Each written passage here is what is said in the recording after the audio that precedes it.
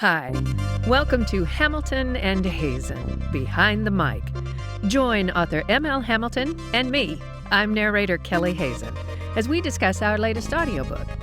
Born from our 7 years of collaboration and more than 60 audiobooks we've produced together, listen to the ins, the outs, the ups, and the downs, the inside track you love to follow, Behind the Mic.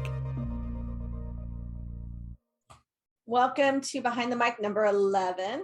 We're going to be talking today about our latest audiobook release, which is The Sanctuary of Eldon, which is the fifth book in the World of Samar series. And I think for both of us, it was, well, for me, from my writing perspective, this book, I told you in a conversation we had about a week ago, that I think this one for me was different because I think it was the first time that I pulled together all the threads of what storytelling and character building and world building really meant, and pulling all those threads together was where I felt this one was where I was the most successful for the first time. And you had a different, so why don't you talk to your kind of experience and what came from it, and then we'll talk specifically about how this book is different than the others in this series. Well, I think that hi, Hi. how are you? Good. No, I have a new haircut. I don't I know know, I love it. if you noticed. Yeah, I did. I love it. That being said, I remember it's just funny because before we do these, I'm speaking to our fans now. Before we record these behind the mics, Michelle or ML and I will talk, and we will kind of rough cast what we're going to talk about. And our goal is always to do these behind the mics as close to the end of production as possible, because we're on that, we're on the crest of that wave, and it's all, the decisions have been made and it's all been finalized and it's all very exciting and everything. And if we wait too long, you're writing something else and I'm recording something else, and it's like, wait, what were we going to talk about? But what you said triggered it, because I was, earlier in my career, I wouldn't necessarily read the books before I recorded them.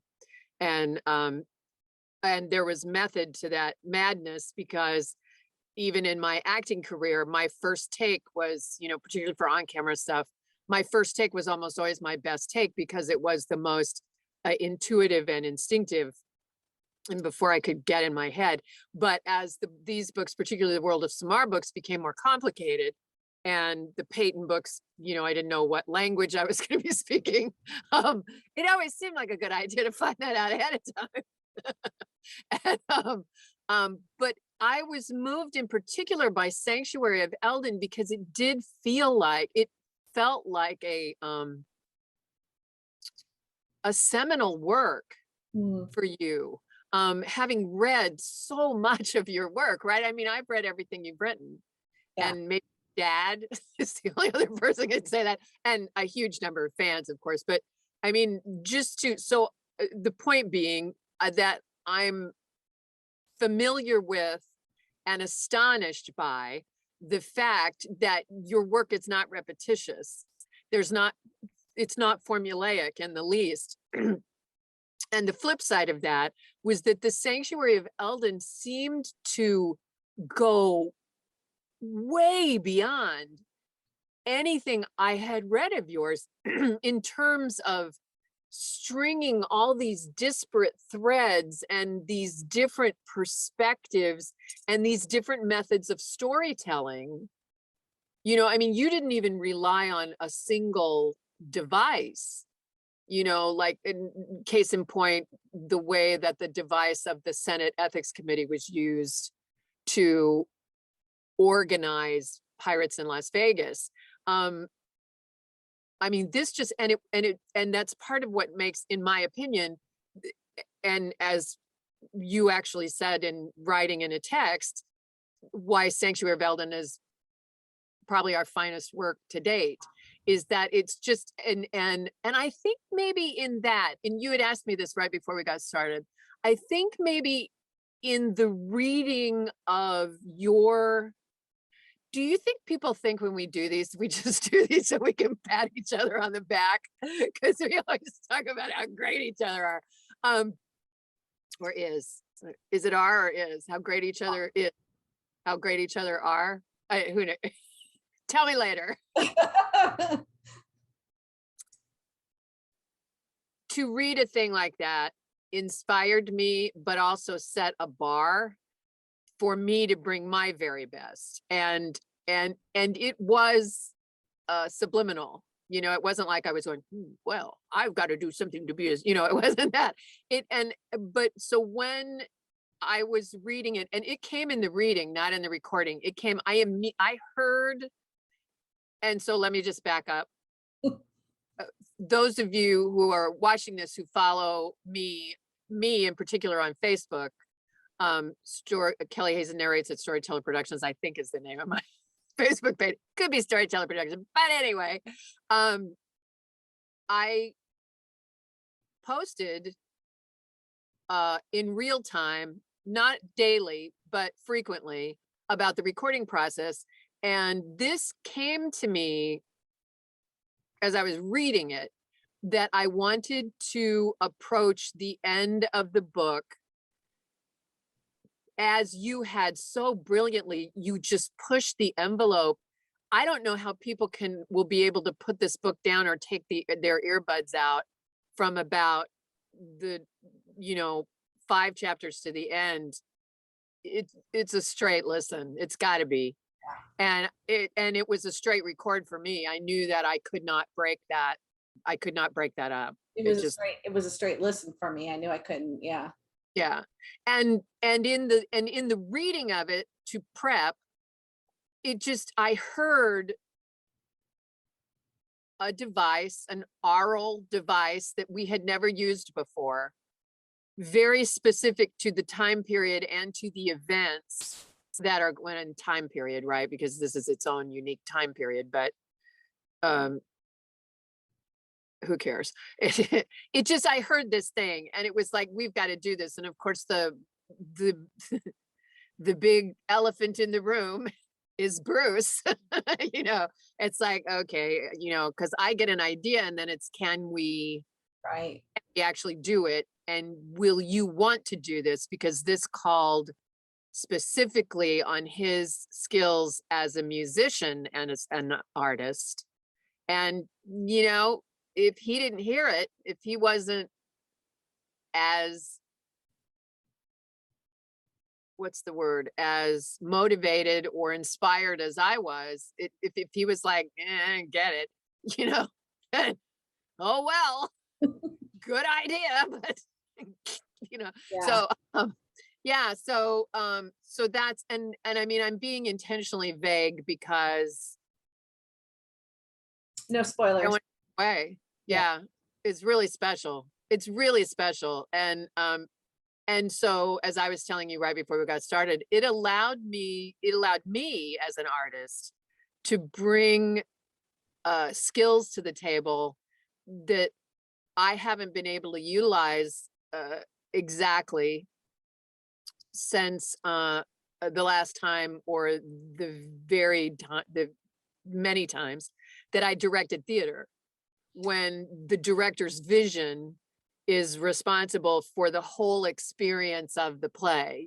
What music is played in pre-show, if there's any incidental music played within, how the actors move, to a large extent, how the actors interpret, the casting, the director's responsible for all of that. And it's the director's vision that shapes it.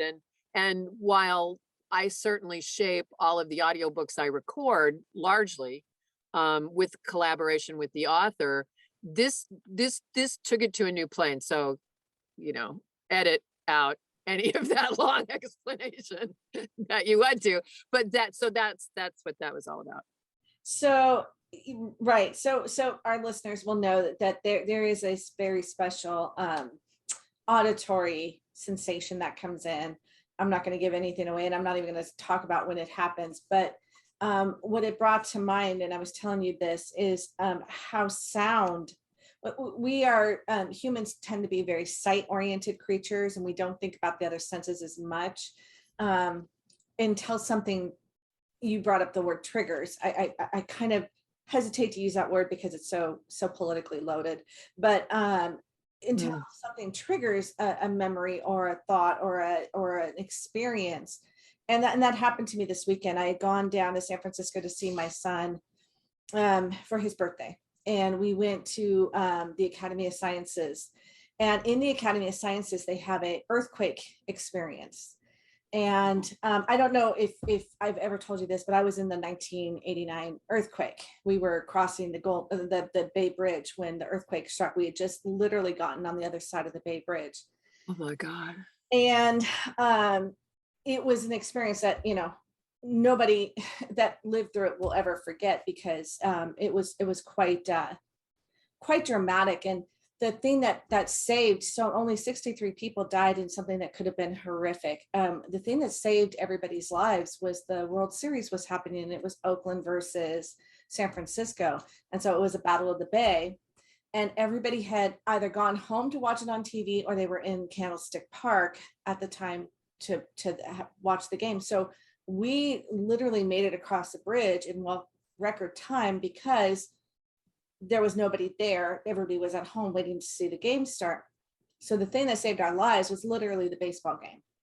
Wow. And so when we went to the experience this weekend, we walked in and they show you a video and they talk about the 1906 and the 1989 earthquakes. And I said to my sons, I was with my two sons and my son's girlfriend. And I said to one of my sons, I said, I don't know. Just watching the video, I said, I don't know if I can do this. And he's like, they looked at me like I was crazy. And so then we go in and they have the room set up like a house, and they have plates on the wall, and they have a chandelier overhead. And I was okay. I got in there, and it's pretty tight in there. And of course we were wearing masks. And so that, added to this kind of claustrophobic sense that I had walking in there. But what happened was they started playing the baseball game. And just telling you this, I full body chills right now. They started playing the baseball game. And I remember we were listening to the baseball game on the radio when the earthquake struck. And it was the pregame setup. And hearing it, I broke out in a cold sweat. And I told my youngest son, I said, I don't think I can do this. I've never had something come over me like that. I gripped the thing and I closed my eyes, and the shaking was bad. They did it for, I think, 30 seconds. That was bad. That was very upsetting. But it was hearing the sound of the baseball game that really triggered that response in me. And I literally, once we got out, I had to go outside. I was in a cold sweat, and I was shaking, and I had to go outside. And I've never had an experience like that. And I can only imagine in what small way that might have been similar to what somebody who has PTSD experiences. What it brought to mind was when I heard what you guys did in the audiobook, in a good way, in a positive way. It gave me chills, because it had that same feeling, that just immersion. Like all of a sudden I wasn't in my house anymore. I was in the place that the audio comes from in the book. And I could see it, and I could feel it, and I could smell it, and I could, because of that sound transported me. And I think it was a stroke of genius. Both you and Bruce adding that in. And I can remember getting the text saying, we've done something, we're waiting to hear what you think about it. And I kept thinking, because you don't know what to expect, because you were very circumspect about it. And just as we're being right now with our listeners, I was like, what did they do? And you said, if you don't like it, we can take it out. And I thought, well, what in the world did they do? But when it happened, I knew the moment it happened that was what it was. It was that visceral. And that's the only word I can think of. It's that visceral feeling you get that transports you to another place. And sound, I think, has a way of doing that more than any other sense. Maybe smell can. But anyway, don't let that stop you. That is, what a story. I mean, I think we've all had the experience of a song, Yes. you know, that'll take us back, like just take us back. And that's one thing, you know, and I do think that's an incredible example of the power of what sound can do, that, Right. and the point that you make, that we miss so much by not being aware of how valuable our other senses are, you know. I mean, Yeah. I mean, you make your business from sound, right? I mean, that's um yeah, and yeah, uh it the when Bruce and I were doing the effect, that it was really interesting because he laid down all these licks, and he, you know, I told him what I wanted, and I or what I envisioned, and language is not always our best form of communication. And so I talk too much and he shuts down way too early. Like a lot of marriages.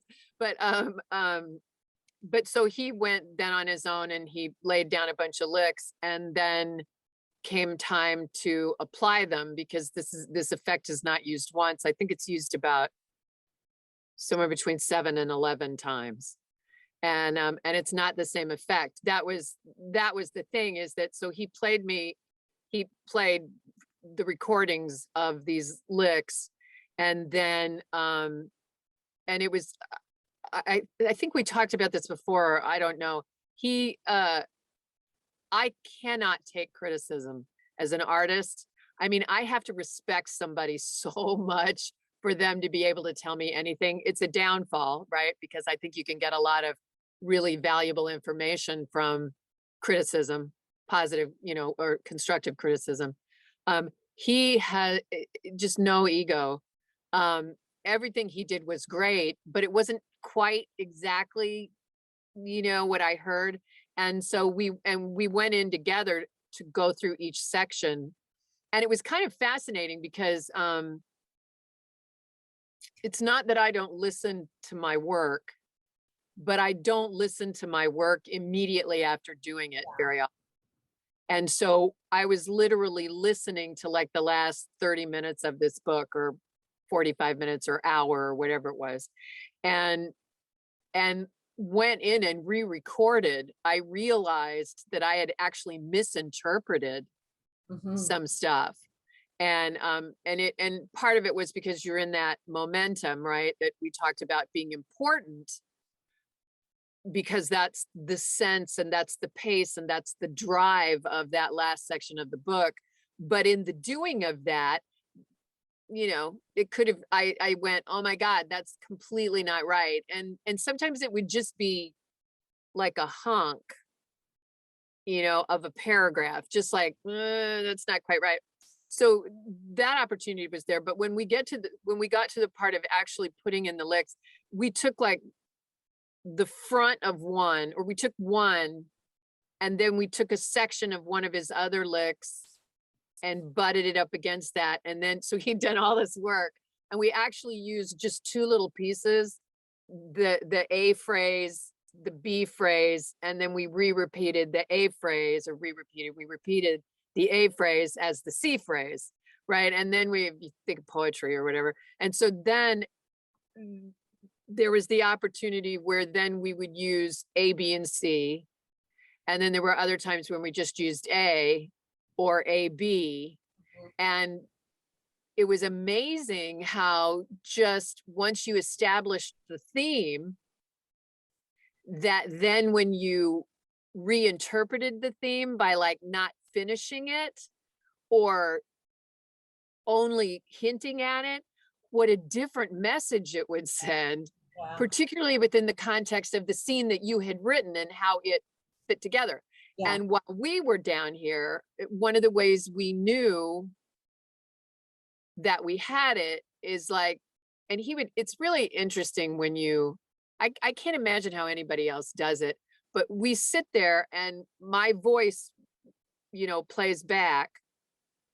And then I will come in, sitting there next to him, I will come in with the next word, indicating how long the pause should be, you know, and then he'll re-edit it, right?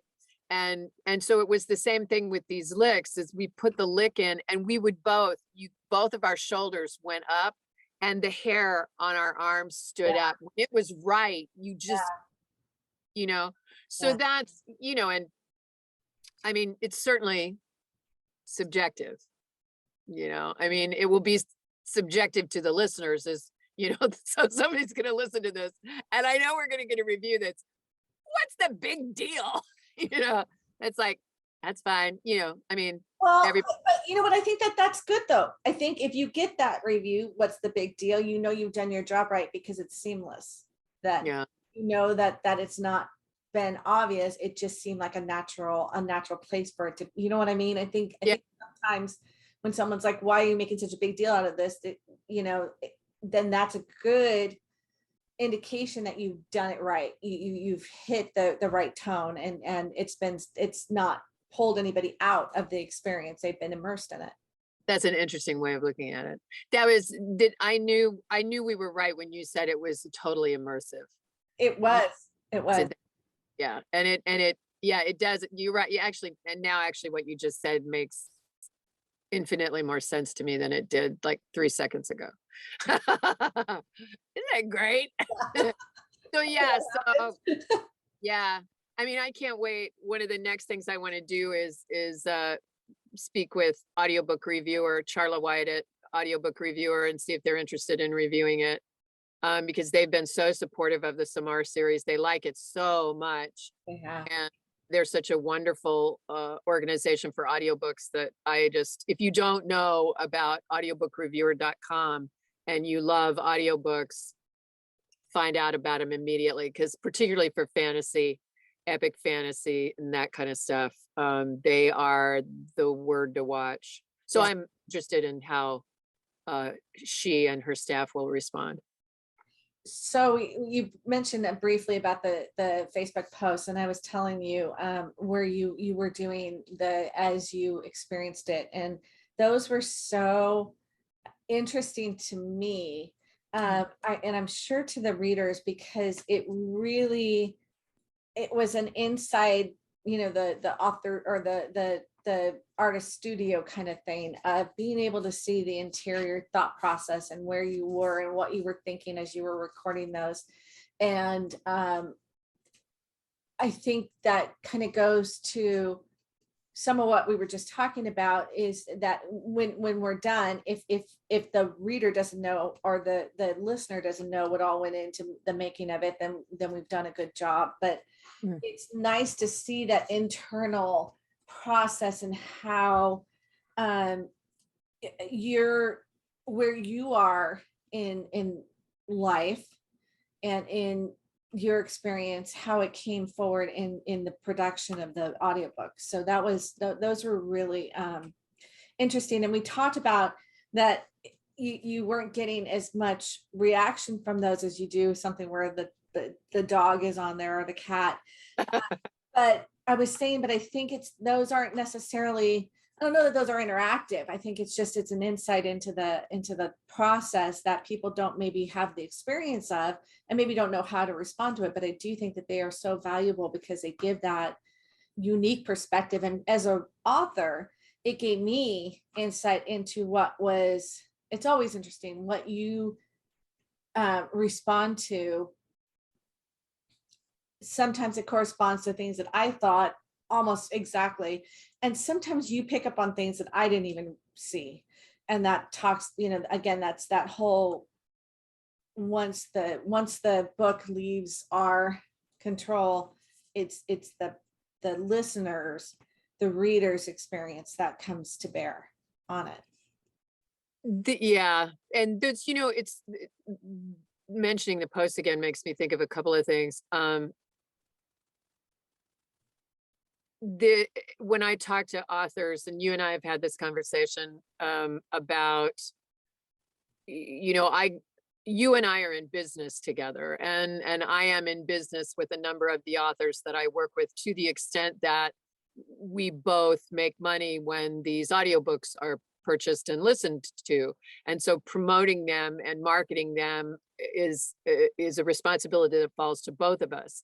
And any number of authors that I speak to always experience such frustration because, you know, you can say what you want to say about social media, but it is hands down the strongest zero budget opportunity that we have to get word out about our audiobooks and to get them into people's hands and ears, you know, our books and our audiobooks for independent producers like myself and authors like yourself. And so very often before I go into business with somebody, we have a discussion about, hey baby, if you don't promote it, you know, nobody's going to know it's out there if you don't, you know, and I do my part. Yeah. But I struggle, as do they, because I often hear this with, oh, you know, I don't know how to do Twitter. I don't know. I don't want to be on there. I don't, it feels so phony. It feels so, and so there's always, I mean, I think we all of us who, well, maybe everybody, you know, I mean, I know people that have gotten off of, just from a personal point of view, they've decided to get off of social media because they just felt too weird. They felt like, you know, if they weren't posing, then they weren't, you know, if they tried to be honest, if they tried to be that social media, that wasn't the place for it. And I think there's a constant search for how to be on there, particularly from a professional point of view, how to be on there authentically. You know, not only from how you want to present yourself and what you as an individual want to be a part of, but also from the perspective of, if all you ever post is buy my book, buy my audiobook, you know, that's not interesting. And this was the first time, I mean, this was the first book that I decided to do that, you know, and having read the book and, you know, all these juices were flowing and all these thoughts and it happens all the time with all the audiobooks, you know, these thoughts came up, but it was the first time I thought, you know, why don't, and it's just, marketing is such an interesting thing. I mean, how to sell a thing, you know, I mean, you try something and it either works or it doesn't work, right? And so you can either throw it out or you can tweak it. Throwing spaghetti at the wall to see what sticks. Yeah, exactly. You know, and so over time, you know, I keep trying to come up with an approach that I feel like honestly represents me, that is also something organic and authentic, that someone would really be interested in looking at, that I'm contributing to the noise rather than ruining it, or just not contributing to the noise, but rather redefining the noise as something interesting, right? From the part that I'm putting in there. Right. And so those posts were, I felt really good about them. Yeah. I mean, I really, you know, part of it was how the book was affecting me and the recording was affecting me ideologically and spiritually. And some of it was just, you know, hey, this is what we do when we record, you know, considering that on Facebook, my audience is made up of listeners. They're made up of friends and family, but they're also made up of other audiobook narrators, other authors. Yeah. You know, when people are considering me to narrate their books, I hope when they do their research, you know, they're taking a look at my Facebook page and how I'm presenting myself publicly. So anyway, that's, yeah. And they turned out really good. I actually intend to take each one of them and turn it into a post on my blog so that they don't disappear forever. Yeah, that's and then and to continue doing it, with so yay. And and this is interesting, and I haven't told you this yet. All of a sudden, a lot more people are paying attention to my Facebook page. Yeah. I can't say that the number of followers have I actually haven't looked at that. I just know that posts that were going ignored, or I'd get maybe one or two, you know, likes or or whatever. Now it's more like 16, 17, 20, you know, and people are actually commenting and sharing. So that's it. That says to me, as it does in social media, right, that I may that whereas where the posts about my recording weren't posts that people felt appropriate to comment on, they're paying attention and they are feeling closer to me Yeah. and wanting to engage and feeling more maybe a part of my page because I've found a way to be honest and vulnerable with them that makes them feel like I'm sharing with them, I hope. Exactly. I think that that's what it is. It's the interaction as a human being with other people, and letting them see inside, to Yeah. what that you're comfortable with. I think that's why social media is so important, because it's as much as it can be a pit of despair, it can also let people see that they're not alone, or that their experiences aren't unique. Bill Maher, I really, well, at times in my life, I've enjoyed Bill Maher on HBO and his political comedy shows and stuff.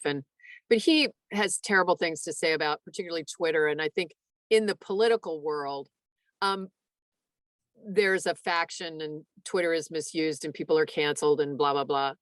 But there's a wonderful community of writers and readers and listeners and narrators on Twitter. And I mean, I don't have a sense of the vast majority. I only know what little corner I engage with, but those are really largely, they appear to be really supportive, kind, fun, and I think it's too bad that the whole industry or whatever the best word, right, that it gets trash. Because that's what we do. We paint everything with broad brushstrokes, right? I mean, there's no nuance to anything. And yeah. So unfortunately. I feel like my son and his wife, because I mentioned, that I'm on Facebook and I'm on Twitter and I think they only do Instagram, but I'm, because Instagram is like the new, I don't know what, or it's the old, right? Because now it's TikTok or whatever. But I think they are disappointed in me that I'm on Facebook, and I'm always like, well, it's for the audiobooks. But gosh, it just seems like we could be more open, more kind, less judgmental, less critical. I think our culture has fallen into that way. I know I'm way too judgmental and I'm working to change that. Yeah. Well, I hope most of us are, This gives me an opportunity to ask you a question. Speaking of spirituality and religion and stuff like that, and philosophy, for lack of or let's throw another word in there. All right. There's a bit, not a small bit, in Sanctuary and also in the Spirit of Eldon, where our hero Talar is gaining or trying to gain an understanding of his place in the world, in a world that has not been terribly kind to him. Right. I think I actually, I don't have it here. It's actually on that on my camera, or I would read you the passage, but that the world is a dark place and that you have to be prepared for it not to give you a great deal. And then through various interactions in the spiritual or the psychic world, he comes into contact with a new meaning for life. Mm-hmm. And I mean, I can only scratch the surface of it because it's deep. And but the time has no meaning, and that where we are is not necessarily where we are or where we'll stay. And it's an understanding of what happens when we're no longer on Earth, I think, is kind of what we're dealing with. So my question to you, please flesh that out better than I did. A, and number two, B, is this your beliefs? Are these your beliefs? Go. So how can I say this in a succinct and non-verbose way? It's interesting to me, the book, and it was something I was exploring at the time, and I've always been fascinated with. My father was raised Catholic and rejected Catholicism as he became an adult. But there is this pull in him, I've noticed this struggle, tug of war between his Catholic upbringing and who he is today.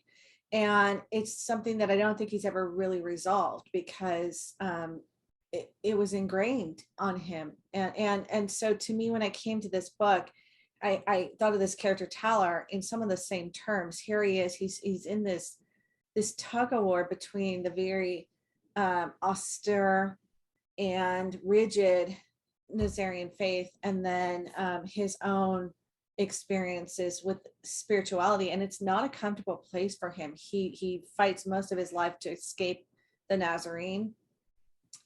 And he, at the same time, when he's having these spiritual happenings that happen to him, he fights against those as well. And he thinks that he's going mad. And there's a moment where he faces just a crisis of spirit, that he has to reconcile those two halves of himself and come to some understanding that none of it matters. All of the best laid plans of mice and men are apt to go awry. That, as William Blake has said, it's that idea that nobody knows, nobody really can. We try, we say we know, we can't possibly know. But if nothing here has meaning and there's something more, there's a bigger purpose, then it does sort of free you not to do anything you want, because certainly that's not the path Talar ever takes. His path is always of helping people, guiding people, but that it frees you from being bound to these earthly hurts and ills. And as you were saying before, this idea that we're always critical, we're always trying to judge people. What does that mean, right? And so maybe in some, because I do think that authors write from their own, whether they're conscious of it, whether it's a deliberate act or not, they write from their own experience. Maybe it's that, maybe it's my own questioning. I've never been able to get behind organized religion, except for I have a lot of friends and family members who find that to be the way that they get through their days. And I am not one to ever discount that as powerful for those people that it works for. The rigidity, the ceremony of it doesn't necessarily work for me. I do see spirituality in things. I see the complexity of the world that we live in, the complexity of animals and plants. And I think there's got to be something more. There's got to be some greater purpose. I see things that happen that seem fated to me, our meeting for one, that I don't have an explanation for. And the only way that I can have an explanation for it is to throw it out there as a spiritual thing. But I don't think, and I don't know that Talar even comes to a full understanding, because he fights so hard to live. And yet at the end, it's I don't know that he ever, I think the one scene for me that was, I struggle with listening to, was the one where he's in the cave in Chernow. And I held off on listening to that because I knew it was coming. And I remember writing that scene, and I remember it being a very hard scene for me, because he has this crisis of moment where he realizes he is Nazarene. No matter what he's tried to do, there's some part of him that is that thing that he fought so hard against. And how do you reconcile all those parts of you with who you are, and coming to grips with his his relationship with his father, who he never knew. You know, I don't know that he ever even he's very angry with him, and I don't know that he ever resolves it. So I think that that's sort of the human condition, isn't it? I mean, we never necessarily are able to escape what we think we've cast off. Mm-hmm. And yet we're always striving for something greater than what we are. We always want some touch of immortality or purpose or reason for why we are. And I think that's where it's at. And I hope when our listeners listen to it, they don't think I came up with an answer, because I don't have one. And I hope that that comes across, that it's okay not to know what the answer is to that. I don't know if that. No, that it's great. That I think that you answered the question. You answered the question, the exact question I put forward to you. Yeah. And interestingly, I had a conversation with my hairdresser yesterday that was not that far removed from what you just said, although not nearly as eloquent, but we were both discussing incidents from our childhood and blah, blah, blah. And some adults who had, it was the Johnny Depp Amber Heard trial. Oh, yeah. To really change this conversation entirely.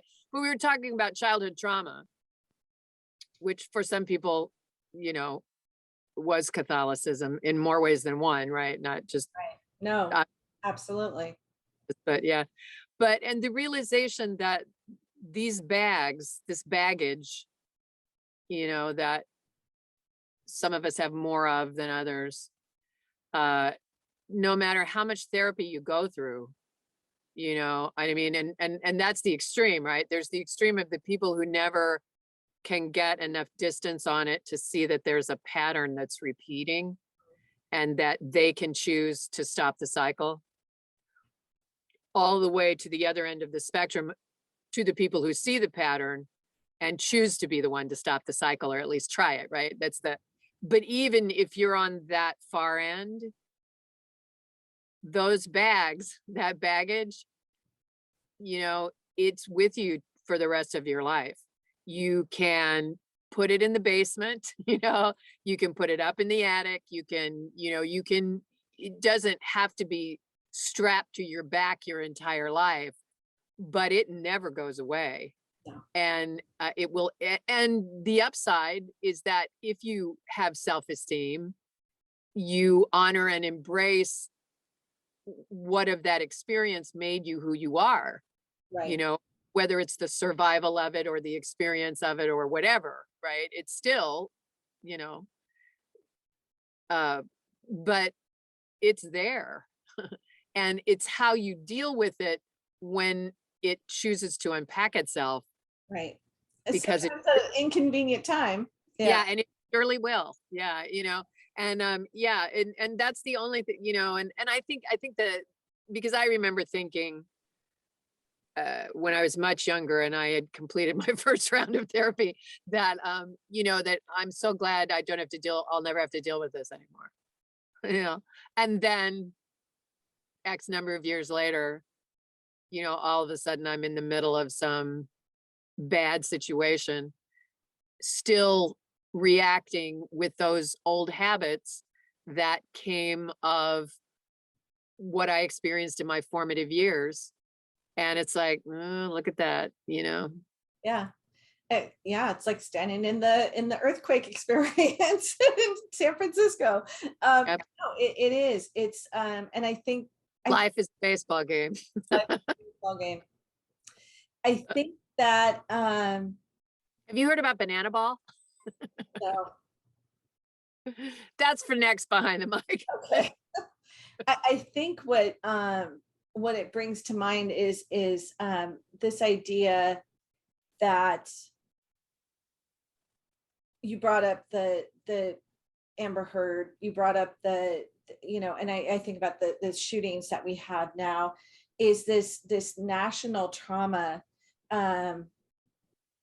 recognizing that it's something that you're going to constantly have to face something that you're going to constantly have to talk yourself through is probably healthy. It's those people that refuse to ever face it, that refuse to ever realize this is something I'm going to carry with me forever, or it's going to be in my attic forever. That's where I think you have things that turn out so horrifically is that person thinks that the answer is at the end of a gun, or the answer is at the end of controlling women's ability to have autonomy over their own body, or taking books out of classrooms, where literature allows us to experience similar things to what we've experienced through the lens of somebody else, and gives us some, it's so vitally important. That's why man has been storytellers from time immemorial, because it allows us to experience those things from a distance and maybe unpack some of our own things at the same time and take a look at them. Because see the similarities, at a safe distance. You're exactly right. Yeah. And I think when we deny people that, when we deny them that ability, then it turns out into horrific, damaging explosions that we see constantly now. Yeah. I think the greatest danger facing this country is this push to try and control everyone else, and trying to control their life experiences and what they do with themselves.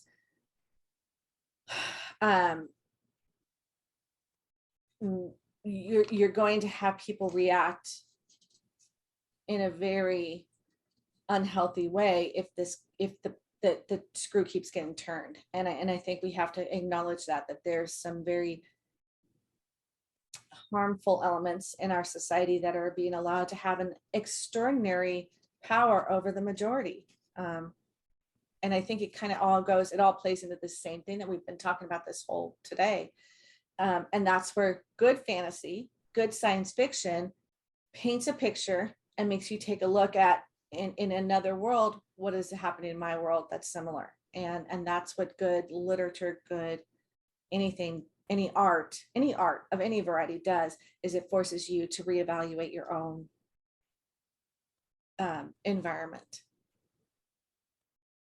Couldn't say it better. She's speechless. Well, so do you want to key up what we're working on next? Because I'm kind of excited about it. It's very different. I mean, it's Tell me. Well, we have the Silence of Eldon coming. We're gonna do a box set with the 3 Teller stories. Mm-hmm. And then we have the end of the trilogy. The Moon Mage is coming. The Moonlight. I've always loved, ever since you told me you were writing that, as soon as you said the Moonlight trilogy, I went, oh my God, the Moon Thief, Moonwalker. Those are the best titles. They're the best titles. I'm so excited to read the 3rd one and record the 3rd one, Moon Mage. Mage. Yeah. So that's actually, that'll be next, right? Moon Mage. That'll be before Scions.